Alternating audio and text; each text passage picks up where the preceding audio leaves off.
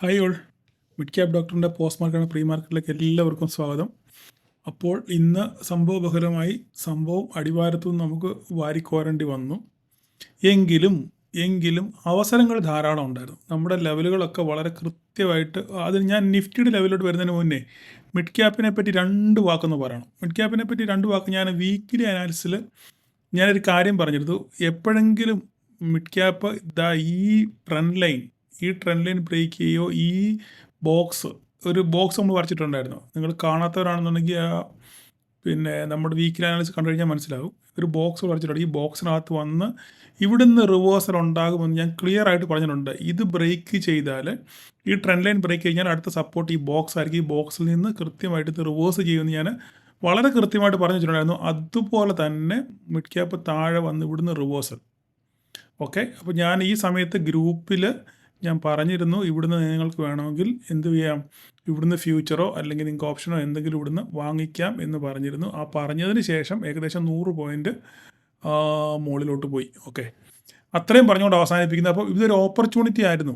നമ്മുടെ weekly analysis കാണുന്നവർക്ക് നല്ലൊരു ഓപ്പർച്യൂണിറ്റി ആയിരുന്നു ഇവിടുന്ന് വാങ്ങിക്കാൻ. അങ്ങനെ വാങ്ങിച്ചവർക്ക് നല്ല ഒരു 100 പോയിൻ്റ് ഇപ്പോൾ തന്നെ ഓൾറെഡി പ്രോഫിറ്റ് കിട്ടി. ഇനി നാളെ എന്താ സംഭവിക്കുന്ന കാര്യം നാളത്തെ കാര്യം. ഓക്കെ, എന്തായാലും ഇതിന് താഴെ പോകുന്നില്ല. അപ്പോൾ നിങ്ങൾക്ക് എന്ത് ചെയ്യാം, ഈ ബൈ പ്രൈസ് ആണ് സ്റ്റോപ്പ് ലോസ് ഇട്ട് നിങ്ങൾക്ക് ഇത് ഹോൾഡ് ചെയ്യാൻ പറ്റും. മനസ്സിലായേ? ഓക്കെ, മിഡ് ക്യാപ്പിനെ പറ്റി അത്രയും പറഞ്ഞുകൊണ്ട് ഞാൻ അവിടെ അവസാനിപ്പിക്കുന്നു. നമുക്ക് നിഫ്റ്റിയിലോട്ട് വരാം. നിഫ്റ്റിയിലോട്ട് വന്നു കഴിഞ്ഞാൽ കൃത്യമായിട്ട് നമ്മൾ പറഞ്ഞ ലെവലുകളെല്ലാം വളരെ കൃത്യമായിട്ട് റെസ്പെക്റ്റ് ചെയ്തു. നമ്മൾ പറഞ്ഞ രണ്ട് ലെവലും അതുപോലെ തന്നെ കറക്റ്റായിട്ട് മാർക്കറ്റ് വന്ന് സപ്പോർട്ട് എടുത്തു. ഫസ്റ്റ് ടാർഗറ്റ് സപ്പോർട്ട് എടുത്തു, അതിനുശേഷം അവിടെ റീടെസ്റ്റ് ചെയ്തു, വീണ്ടും തിരിച്ച് താഴെ വന്ന് സെക്കൻഡ് സപ്പോർട്ട് എടുത്തിട്ട് അവിടുന്ന് മാർക്കറ്റ് നേരെ റിവേഴ്സൽ ചെയ്തു. ഓക്കെ, ഞാൻ പറഞ്ഞിരുന്നു ഇതാണ് നമ്മുടെ 23,500 സൈക്കോളജിക്കൽ സപ്പോർട്ടാണ്. കൃത്യമായി അവിടെ തന്നെ വന്ന് മാർക്കറ്റ് സപ്പോർട്ട് എടുത്ത് നേരെ റിവേഴ്സ് ചെയ്തു. ഓക്കെ, ഇതൊക്കെ കൃത്യമായിട്ട് നമ്മൾ ഓൾറെഡി പറഞ്ഞിട്ടുണ്ട്. ഓക്കെ, ഇത് സ്ഥിരമായിട്ട് എന്നെ ഫോളോ ചെയ്യുന്നവർക്ക് കണ്ടും പൂട്ടി ട്രേഡ് എടുത്ത് പ്രോഫിറ്റ് ഉണ്ടാക്കാനുള്ള അവസരം ധാരാളം ഉണ്ടായിരുന്നു. അത് എങ്ങനെയൊക്കെ നിങ്ങൾ ഉപയോഗിച്ചു എന്നുള്ളതാണ് ചോദ്യം. അത് ബാക്കിയായിട്ട് നിൽക്കുന്നു. അപ്പം നിങ്ങൾ പ്രോഫിറ്റ് എടുത്തവർ ജസ്റ്റ് ഇതിനൊന്ന് കമൻറ്റ് ചെയ്തേക്കുക. ഓക്കെ, നിങ്ങൾ എന്താണ് പിന്നെ പ്രോഫിറ്റ് ബുക്ക് ചെയ്തോ ഇല്ലയോ, നിങ്ങളുടെ സ്ട്രാറ്റജി എന്തായിരുന്നു, നിങ്ങൾക്ക് എവിടെ നിന്നാണ് ഓപ്പർച്യൂണിറ്റി, മുകളിൽ നിന്ന് താഴോട്ട് പിടിച്ചോ, നിങ്ങൾ താഴെ നിന്ന് മുകളിലോട്ട് പിടിച്ചോ എന്നൊക്കെ ഉള്ളത് നിങ്ങൾക്ക് വിശദമായിട്ട് താഴെ കമൻറ്റ് ചെയ്യുക. അപ്പോൾ ആ കമൻറ്റ് ചെയ്ത് വായിക്കുമ്പോൾ അതനുസരിച്ച് എനിക്ക് കാര്യങ്ങളെ ചെയ്യാൻ പറ്റുമല്ലോ, നിങ്ങൾ അവലോകനം ചെയ്യാൻ പറ്റും. മനസ്സിലായി? അതുകൊണ്ടാണ് പറയുന്നത്. അപ്പം നമുക്കിതിനകത്തൊരു ചെറിയൊരു പ്രൈസ് ആക്ഷൻ ഞാൻ പറഞ്ഞുതരാം. ഒരു സംഭവം കണ്ടത് ഞാനൊന്ന് പറയുന്നു മാത്രമേ ഉള്ളൂ. ഇവിടെ മാർക്കറ്റ് ഇവിടെ വന്ന് സപ്പോർട്ട് എടുത്തു അല്ലേ, ഇവിടെ വന്ന് കൃത്യമായിട്ട് ഇവിടുന്ന് തിരിച്ച് ഒരു റിവേഴ്സൽ കാണിച്ചെങ്കിൽ നമ്മുടെ റെസിസ്റ്റൻസ് തട്ടി നേരെ തിരിച്ച് വന്ന് കറക്റ്റായിട്ട് 23,500 സപ്പോർട്ട് എടുത്തു അല്ലേ. അതിനുശേഷം മാർക്കറ്റ് ഇവിടുന്ന് പതുക്കെ മേളോട്ട് പോയി.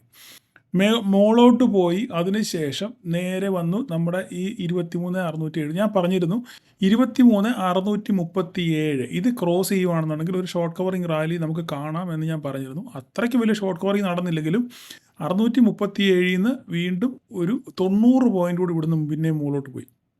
90 പോയിൻ്റ് കൂടി ഇവിടുന്ന് മുകളിലോട്ട് നമുക്ക് അപ്സൈഡ് കിട്ടി. ഓക്കെ, അപ്പോൾ അതിനുശേഷം ഇവിടെ ഒരു റെസൻസ് എടുക്കും എന്നൊരു റെസൻസ് എടുത്തതിന് ശേഷം നേരെ തിരിച്ചൊരു റെഡ് ക്യാൻഡിൽ കാണിച്ചു. ഇവിടുന്ന് ഒരു റിവേഴ്സൽ വരും എന്നുള്ളൊരു പ്രതീതി വരുത്തി തീർത്തു. ഇവിടെയാണ് നമുക്ക് ട്രാപ്പ് ആകുന്നത്. ഇവിടെയാണ്. മനസ്സിലായി?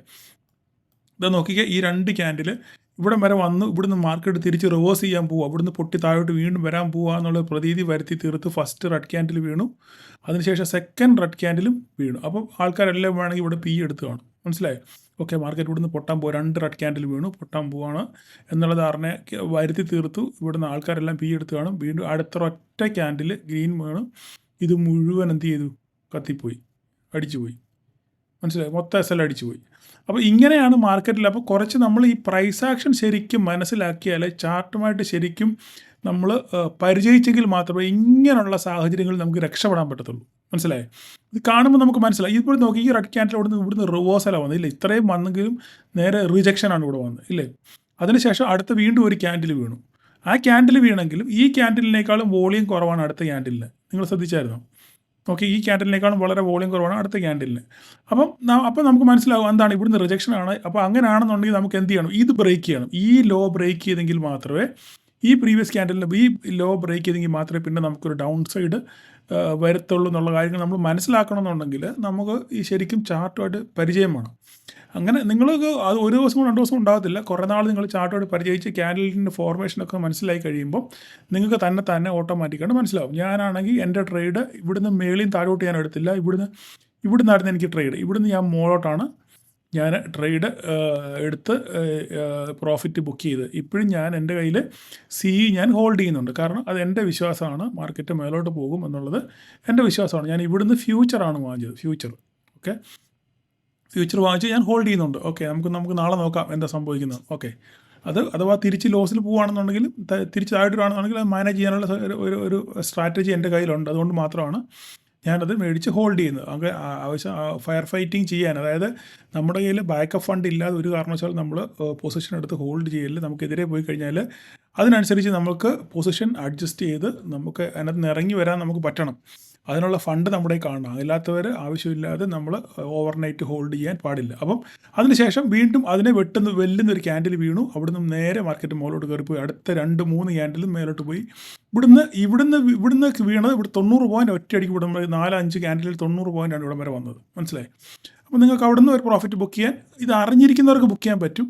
ഇല്ല, ഇത് സ്റ്റോപ്പ് ലോസ് മെയിൻ ചെയ്യുകയാണെങ്കിൽ ഇത് SL അടിച്ച് കാണത്തില്ല. ഓക്കെ, ഇതിപ്പോൾ ഓരോരുത്തരുടെ മനോഗതമാണ്. മനസ്സിലായി? നമ്മൾക്ക് ഒരു ഏരിയയിൽ വരുമ്പം പലർക്കും പല മൈൻഡ് സെറ്റ് ആയിരിക്കും, ഇല്ലേ? അപ്പോൾ അവരവരുടെ മൈൻഡ് സെറ്റിനെ ആശ്രയിച്ചിരിക്കും അവരുടെ വിന്നിങ് പ്രോബബിലിറ്റി. അപ്പം എത്രത്തോളം അവർക്ക് ചാർട്ടിനെ മനസ്സിലാകുന്നു, പ്രൈസ് ആക്ഷൻ മനസ്സിലാകുന്നു എന്നതിനെ അടിസ്ഥാനമാക്കിയായിരിക്കും അവരുടെ മുമ്പോട്ടുള്ള ട്രേഡിൻ്റെ പോക്ക്. അപ്പോൾ നമ്മൾ സ്ഥിരമായിട്ട് ചാർട്ടിനെ പരിചയിക്കുക, ക്യാൻഡിലുകളെ മനസ്സിലാക്കുക, അതിൻ്റെ സ്വഭാവം മനസ്സിലാക്കുക. അതൊക്കെ കുറേ നാൾ കഴിയുമ്പോൾ നിങ്ങൾക്ക് ഓട്ടോമാറ്റിക്കായിട്ട് നിങ്ങൾക്ക് മനസ്സിലാവും. അല്ല, നിങ്ങൾ തുടർച്ചയായിട്ട് എന്നെ ഫോളോ ചെയ്യുകയാണെന്നുണ്ടെങ്കിൽ ഞാൻ ഓരോ ദിവസം പറയുന്ന കാര്യങ്ങൾ നിങ്ങൾ മനസ്സിലാക്കി വെക്കുകയാണെന്നുണ്ടെങ്കിൽ നിങ്ങൾക്ക് ഓരോ കാര്യങ്ങൾ പഠിക്കാൻ പറ്റും. എന്നും ഓരോരോ കാര്യങ്ങൾ ഞാൻ പറഞ്ഞു തരാറുണ്ട്. അതൊക്കെ നിങ്ങൾ ഹൃദയത്തിൽ പിന്നെ സംഗ്രഹിച്ച് വെക്കുക, അത്രേ ഉള്ളൂ. എന്നിട്ട് നിങ്ങളുടെ ട്രേഡിംഗ് ലൈഫിൽ നിങ്ങളത് പരീക്ഷിച്ച് നോക്കുക. ഇത്രയൊക്കെയാണ് എനിക്ക് ഇന്നത്തെ ട്രേഡിൽ പറയാനുള്ളത്. ഇനി നാളെ എന്ത് സംഭവിക്കും എന്നുള്ളത് നോക്കാം. നാളെ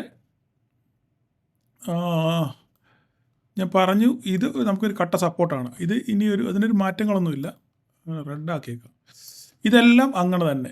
ഓക്കെ, ഇനിയിപ്പം ഈ ക്യാൻഡിലിൻ്റെ ആവശ്യകത, ക്യാൻഡിലിന് അതാണ്ട് ആവശ്യമാണ്, ഒന്നും ചെയ്യാൻ പറ്റത്തില്ല. ഇത് നമുക്ക് ക്യാൻഡിൽ ടൈം ഫ്രെയിമിൻ്റെ ട്രെൻഡ് ലൈനാണ് ഈ പോകുന്നത്. ഓക്കെ, അപ്പം ഇതിനകത്ത് ഇനിയും ഇപ്പം നമുക്ക് ഓപ്പണിംഗ് എന്ന് പറയാൻ 688 മാർക്കറ്റ് ഓപ്പൺ ചെയ്തത്. അതായത് ഇവിടെയാണ് മാർക്കറ്റ് ക്ലോസ് ചെയ്തേക്കുന്നത്. അപ്പം നമുക്ക് നമുക്ക് ഇടയ്ക്ക് ഒരു ലൈൻ കൂടെ വരയ്ക്കാം.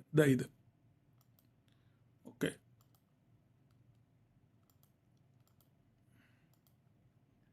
ഇതിനകത്ത് ഇതായിരിക്കും നമ്മുടെ ഓപ്പണിംഗ് റേഞ്ച്.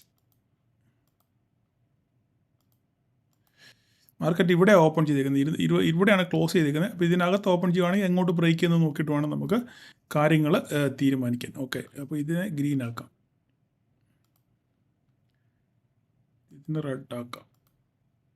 ഓക്കെ, അപ്പം ഇവിടുന്ന് താഴോട്ട് ഇത് ബ്രേക്ക് ചെയ്ത് നോക്കുക. കൺഫർമേഷൻ ഇത് ബ്രേക്ക് ചെയ്തെങ്കിൽ മാത്രമേ നമുക്ക് കൺഫർമേഷൻ നമുക്കുള്ളൂ. ഇവിടുന്ന് ഇങ്ങോട്ട് ബ്രേക്ക് ചെയ്യുകയാണെന്നുണ്ടെങ്കിൽ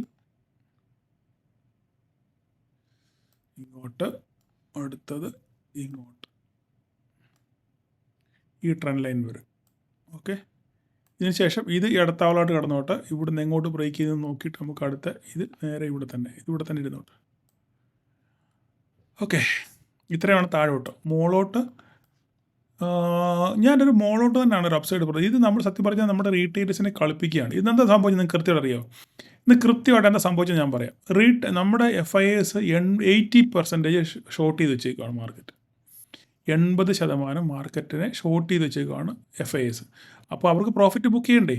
അവരെവിടെ പ്രോഫിറ്റ് ബുക്ക് ചെയ്യുന്നത്? ഈ മാർക്കറ്റിനെ പതുക്കെ ഇടിച്ചങ്ങോട്ട് കൊടുക്കത്തേ ഉള്ളൂ. പിന്നെ പൊതിരെ ഇടിച്ച് താഴോട്ട് പൊക്കോളും. കാരണം റീറ്റെയിലേഴ്സിൻ്റെ SL അടിച്ച് സാധനം താഴോട്ട് വരുമ്പോൾ അവരെന്ത് ചെയ്യും? ഇവിടെ ഇതിപ്പോൾ 23,500 സൈക്കോളജിക്കൽ സപ്പോർട്ടാണെന്ന് എല്ലാവർക്കും അറിയാം, ഏത് പൊട്ടക്കണ്ണനും അറിയാം, ഇല്ലേ? ഇവിടെ വരുമ്പോൾ അവരെന്ത് ചെയ്യും? കുറച്ച് അവരുടെ ഷോർട്ട് പൊസിഷൻ അവർ ബുക്ക് ചെയ്യുമ്പോൾ എന്ത് ചെയ്യും? ഷോർട്ട് ബുക്ക് ചെയ്യുമ്പോൾ എന്ത് ചെയ്യും? ഒരു ബൈ പ്രഷർ വരുന്നത്. അപ്പോൾ ആ ബൈ പ്രഷർ കൊണ്ട് മാർക്കറ്റ് നേരെ മുകളിലോട്ട് പോകും. ഇതാണ് സംഭവിക്കുന്നത്. അപ്പോൾ അവർക്ക് പ്രോഫിറ്റ് ബുക്ക് ചെയ്യാൻ നമ്മൾ അവസരം ഉണ്ടാക്കി കൊടുക്കുക. സത്യം പറഞ്ഞാൽ നമ്മൾ അവരുടെ കയ്യിൽ വെറും കളിപ്പാവകളാണ്. ഞാൻ ഈ ക്യാപ്ഷനിൽ കാണിച്ചേക്കുന്ന പോലെ, തമ്പനയിൽ കാണിച്ചേക്കുന്ന ആടിക്കലയുടെ കുഞ്ഞിരാമ ചാടിക്കലയുടെ കുഞ്ഞിരാമ നമ്മളെ ഇട്ട് കളിപ്പിച്ച് അവർ കാശ് കൊണ്ടുപോവാണ്. നമ്മളതിനകത്തിൽ വെറുതെ എരിഞ്ഞടങ്ങുകയാണ്. അപ്പോൾ ഇതൊക്കെ മനസ്സിലാക്കി നമ്മൾ കുറച്ചൊക്കെ ട്രേഡ് ചെയ്യുകയാണെന്നുണ്ടെങ്കിൽ കുറച്ചൊക്കെ നമ്മുടെ ക്യാപിറ്റൽ നമുക്ക് പ്രൊട്ടക്റ്റ് ചെയ്യാൻ പറ്റും. നിങ്ങളത് മനസ്സിലാക്കുക. അപ്പം നിങ്ങളെന്താ ചെയ്യുകയെന്ന് വെച്ചാൽ മാർക്കറ്റ് കഴിഞ്ഞാൽ തന്നെ ഡേറ്റാസൊക്കെ പരിശോധിക്കുക. ഓക്കെ, അവരെത്ര എന്തുമാത്രം ഷോർട്ട് ചെയ്ത് വെച്ചിട്ടുണ്ട്, എത്ര ശതമാനം അവർ ബൈ സൈഡിലുണ്ട് എന്നൊക്കെ നമ്മൾ മനസ്സിലാക്കുകയാണെങ്കിൽ കുറച്ചൊക്കെ നമുക്ക് എന്ത് ചെയ്യാൻ പറ്റും, നമുക്ക് എന്തൊക്കെ ഈ പിടുത്തത്തിൽ നിന്നൊക്കെ രക്ഷപ്പെടാൻ പറ്റും. മനസ്സിലായോ? അല്ലെങ്കിൽ കറക്റ്റ് സപ്പോർട്ടിൽ നമുക്കൊരു എൻട്രി നമുക്ക് കിട്ടും. ഇതൊക്കെ നമ്മൾ മാർക്കറ്റ് ഡാറ്റ നിങ്ങൾക്കിത് നോക്കാൻ അറിയത്തില്ലെങ്കിലും നിങ്ങൾ യൂട്യൂബ് ചാനലിലൊക്കെ നിങ്ങൾ ഒത്തിരി ഇങ്ങനെ ഡേറ്റാസ് പറയുന്ന യൂട്യൂബ് ചാനലുകളുണ്ട്. അവിടെയൊക്കെ നിങ്ങൾ കയറി നോക്കുക, കറക്റ്റായിട്ട് ഡേറ്റ പറയാറുണ്ട്. അപ്പോൾ നിങ്ങൾ അങ്ങനെ ഉള്ള കാര്യങ്ങളൊക്കെ പഠിച്ചിട്ട് ചെയ്യാൻ ശ്രമിക്കുക. ഓക്കെ, എനിക്കതാണ് പറയാനുള്ളത്. അപ്പം മുകളിലോട്ട് പോവുകയാണെന്നുണ്ടെങ്കിൽ ഇത് 24,000 ആണ് നമ്മുടെ മെയിൻ ടാർഗറ്റ്. ഓക്കെ, 24,000 ആണ് മെയിൻ ടാർഗറ്റ്. 24,000ത്തിലേക്ക് എത്താനുള്ള സാധ്യതകൾ കൂടുതലാണ്. മേലോട്ട് തന്നെ മാർക്കറ്റ് പോകണം. പ്രത്യേകിച്ച് വേറെ നെഗറ്റീവ് കാര്യങ്ങളൊന്നും ഇല്ല. ഓക്കെ, അവിടെ കിടക്കട്ടെ. മുകളിലോട്ട് തന്നെയാണ് എൻ്റെ പ്രതീക്ഷ മുഴുവൻ. അപ്പം നമുക്ക് നോക്കാം നാളെ എന്താ സംഭവിക്കുന്നത്. ഓക്കെ, ഇത് ബ്രേക്ക് ചെയ്ത് എങ്ങോട്ട് പോകുന്നു ആ അനുസരിച്ച് നമുക്ക് ട്രേഡ് ചെയ്യാം. അപ്പോൾ ഒത്തിരി പറഞ്ഞ് കാര്യങ്ങൾ നീട്ടുന്നില്ല. അപ്പം എല്ലാവർക്കും നാളെ ഒരു പ്രോഫിറ്റബിൾ ഡേ ആശംസിക്കുന്നു. എല്ലാവരും കമൻറ്റ് ചെയ്യുക. Okay, thank you all.